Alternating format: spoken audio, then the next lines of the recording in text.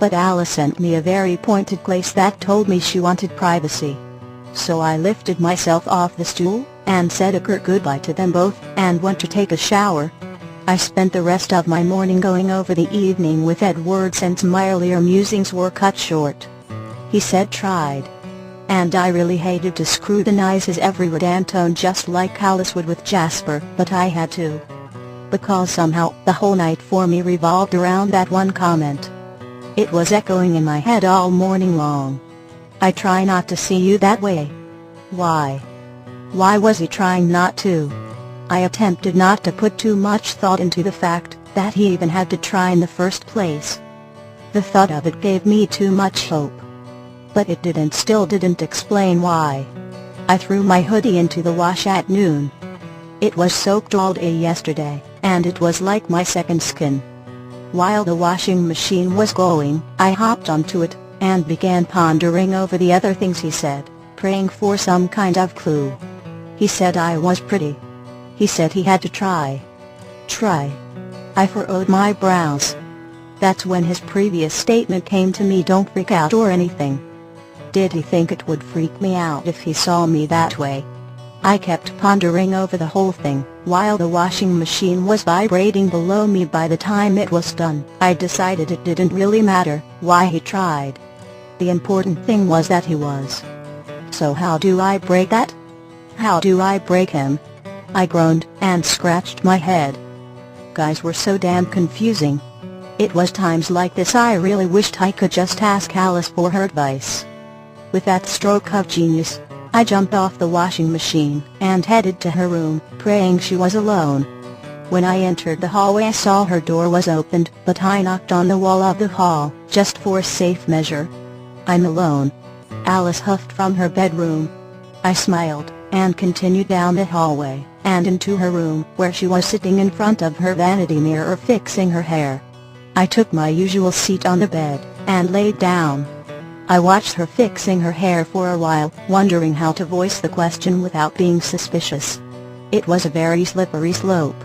I figured I could get anything out of her related to Jasper, so I started there. So, I asked casually, swinging my leg from the end of the bed.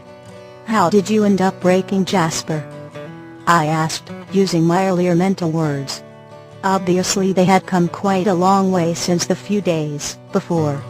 She turned around and smiled widely at me, looking like her hangover was nearly gone. It was all a matter of a little bit of flirting. And a hell of a lot of liquor. She snickered mischievously. And I kicked myself, because Edward had liquor in him last night, and I didn't flirt at all. Not that I even knew how, which made me ask my next question.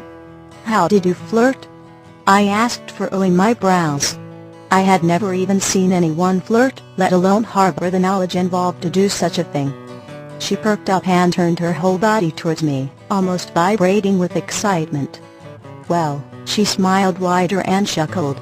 I used all my eye moves. She smirked. I furrowed my brows. Eye moves? What the hell was that supposed to mean? Alice seemed to notice my confusion, and let out a frustrated sigh. You know. Eye moves. She rolled her eyes after I shook my head at her. She straightened up, like she was preparing for something, so I sat up on the bed fully to face her, relatively interested in this whole eye move thing.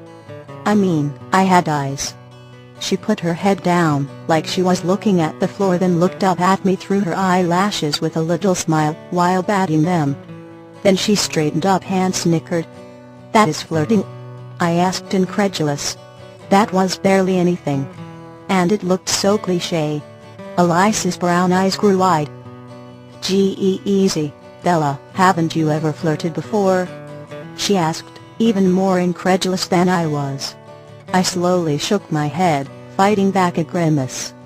She gaped for a few seconds before rolling her eyes and reaching onto her vanity for one of her magazines, which she tossed at me from across the room.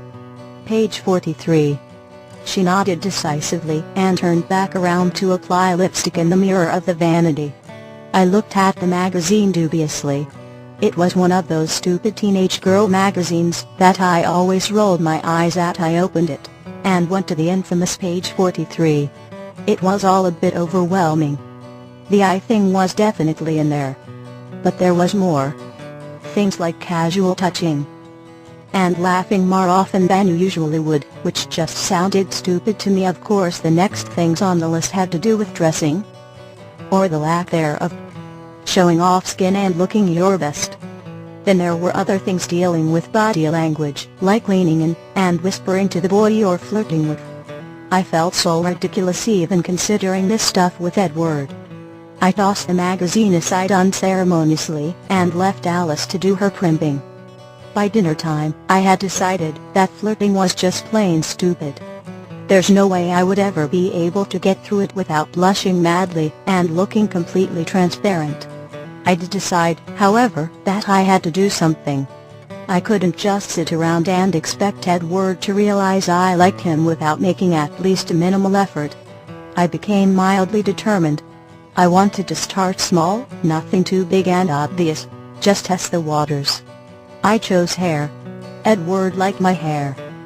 He was always smelling it, and nuzzling it in his sleep. Hair was safe. Unfortunately, I didn't know the first thing about doing hair. So I went to the only person I knew who could. Alice squealed, and jumped up and down clapping her hands in the middle of her room when I asked. And I cringed. I felt like I was selling my soul to the devil.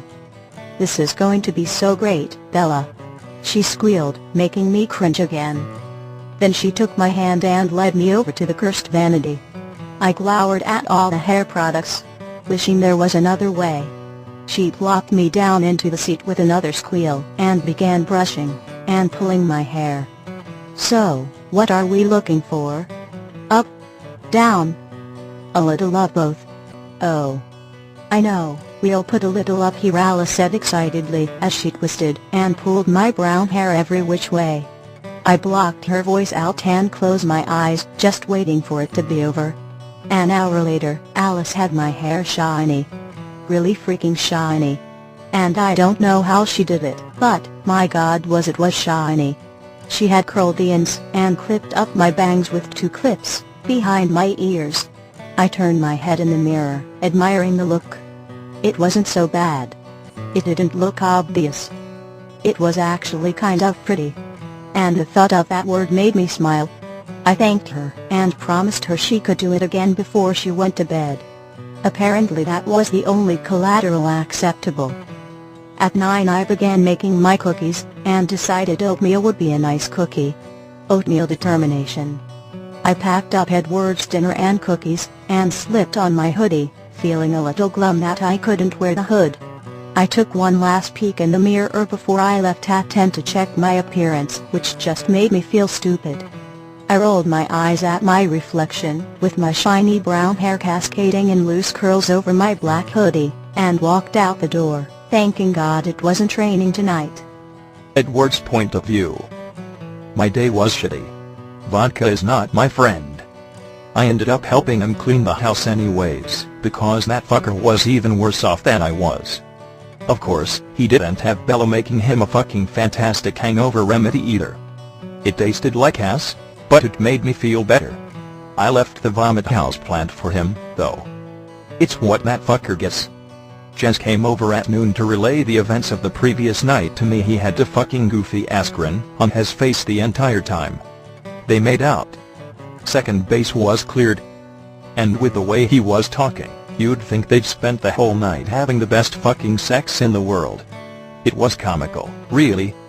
I hadn't eaten a thing all day, too fucking scared I'd be the next motherfucker to vomit in the house plant. So by the time 10 came, I was pretty fucking starved, and waiting for my girl anxiously. She was perfectly on time, the little tap on the glass at 10. Always so fucking punctual. I opened the door quickly, and went to take the hood off her head, but was instead met by a palm full of soft hair. I slowly lowered my hand and took notice that Bella didn't have her hood on tonight. In fact, her hair appeared to be made up or some shit. All brown and shiny and curly. And pretty. She smiled at me and brushed past me to unload my meal on my bed. And I kind of fucking gaped at her hair, because she never really made an effort to do shit like that. It was clipped out of her face and just really fucking shiny. She shook